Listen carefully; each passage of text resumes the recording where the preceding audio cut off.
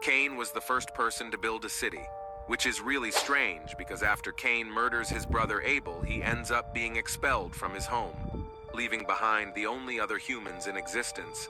But according to Genesis 4:17, Cain built a whole city where he lived with his family. So the question is, who was his wife?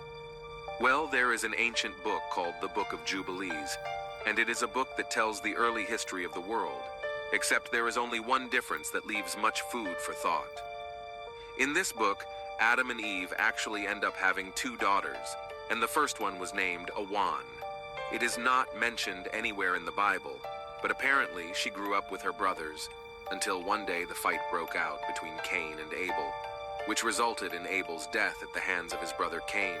And of course, God punished Cain by waiting for him from his house, but not without taking one thing with him: sweet little Awan, the first sister of Cain and Abel. She would have been Cain's wife. Eve actually has another daughter, and her name is Azura. But we will leave that story for the next video. Comment and follow me for more. There are so many problems with this story. And yes, it got cold, so I had to get my jacket. But let's start out with the fact that this worldview of the Israelite people creating their own fictitious history is really what this is based on, and the incest to which they thrived upon. I'm going to explain those things in just a moment. But first, let's look at this academically and archaeologically. If you go back and you look at the Bible chronologically, the Bible and this Cain story happened somewhere around 4,200, 4,400 BCE. This will be the time frame of Cain. Cain then is much younger than most of your other civilizations that existed just in the Levant area. We know that the Akkadians already existed around 6,000 years BC, 6,000 BCE, as well as the Sumerians around 7 and 8,000 BCE. We know that around 9,000 BCE, you have Göbekli Tepe. And then around 12 to 15,000 BCE, we have Turan Tepe, which showed civilizations who built structures and cities long before Cain ever built any city whatsoever. So Cain would not have been the first builder of a city. He would not have been the only people that were on the planet.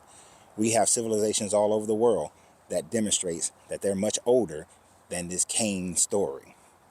The other aspect of this whole thing, which is a copy from the Sumerian story about Cain and Abel, who then had their argument, more of a tribal argument, a war, that's where they get this story from.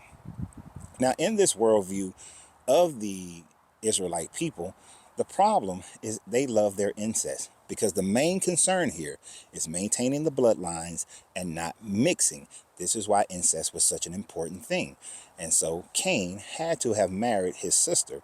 Now, this is based on the Book of Jubilees, as the creator said. But of course, the Book of Jubilees is considered part of the Apocrypha, and therefore it is not to be understood as inspired works of God.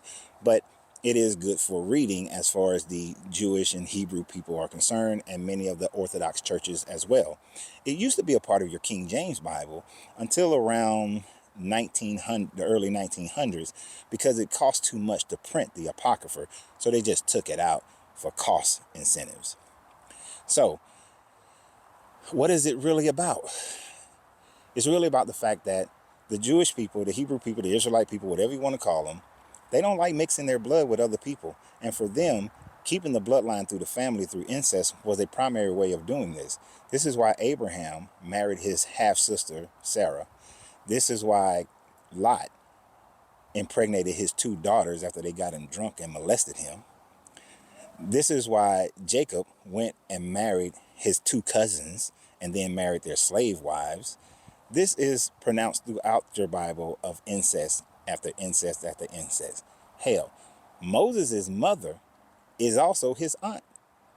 They love their incest because they got to keep that bloodline, not understanding the science behind it and the fact that they were creating bad blood. We're going to put it that way. They were actually creating bad blood.